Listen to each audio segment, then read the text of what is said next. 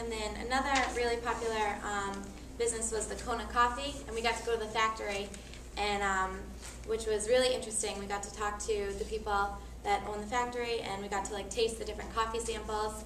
And Kona Coffee is really, really popular all throughout, not even just the United States, but all throughout the world.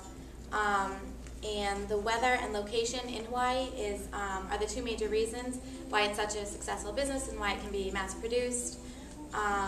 The weather is, like Billy was saying, it's always really sunny, but like in the morning, there's like a little bit of rain, and then there's mild nights, and then with the soil, it's just like the perfect, like ideal growing conditions. And then another, we also went to the chocolate factory, which was really fascinating. It was actually more like a farm. It was like a chocolate farm.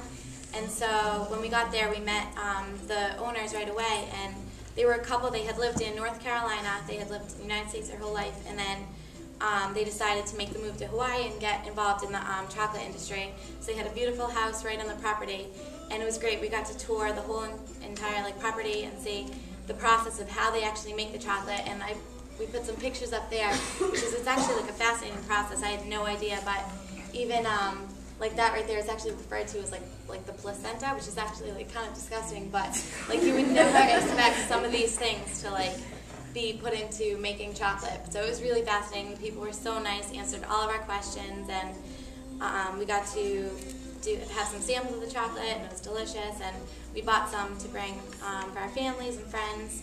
So it was really a very cool experience to go tour the chocolate factory. Tell them you met another group of students at the college, right? Oh yeah, we did, yep, and we met another group there too, which was really cool. And I forgot where they were from. Kentucky. Oh, it was Kentucky, yeah, so it was interesting to kind of compare experiences, definitely different areas of the states. So the next, we also went to a papaya factory, which was really kind of fascinating. And I put an interesting fact up there. It was funny, when we got in there, they kind of warned us. They were like, don't be scared, but a lot of inmates actually work there. So we were all kind of like trying to take pictures, but like not make it too obvious. But it was really interesting. All the workers, they were really nice. And we got to talk to like the owners, and they explained like how the business worked, like the background of the business, everything like that.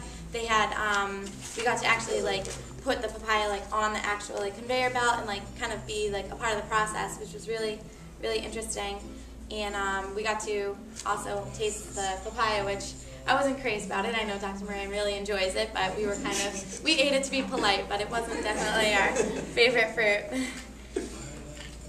All right, now we one of the nights we went to one of the Hawaiians' biggest traditions and is the luau, and it was at the Hilton, and they put on a great show. They have a pig roast, which is one of the main courses at a luau, and you know it involves we involve dinner, and then it also with great Hawaiian food, great Hawaiian nice spread. We had a great feast, and after we ate, they put on a great show with professional hula dancers, and toward the end of it, they actually called people in the crowd to come up on stage and try and do the hula. And our friend Dickel up there is the one up there on the far right, where Jackie's going to point. Yep, that's him up there. So he did very well, and it was just a great time, great night. So. Okay, so another one of the days, we went to a historical park, which was really cool because we had been learning about all the business aspects, and we learned about the art, but we actually got to learn a lot of the historical stuff as well. And with Hawaii, there's a lot of stories of like gods and like of the ancient gods and kings and things like that.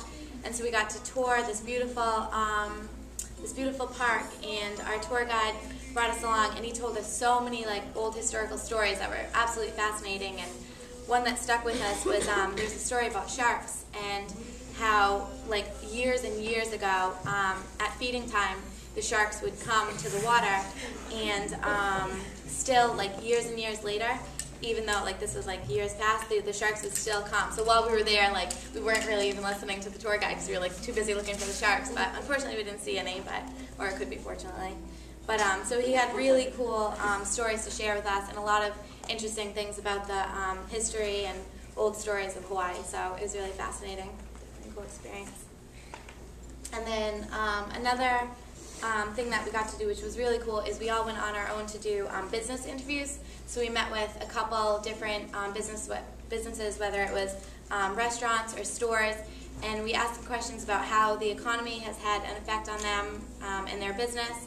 And everyone that we met with was like very, they were definitely like willing to answer our questions. And I went to Island Silversmith. It was a store, and I met with this woman, Sally, who was really sweet and answered all our questions.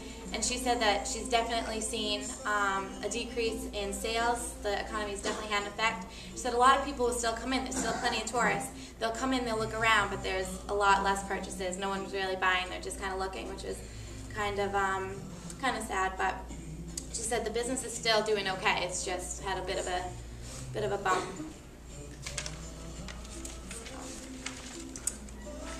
So, our conclusion. In conclusion, Hawaii was an extraordinary experience.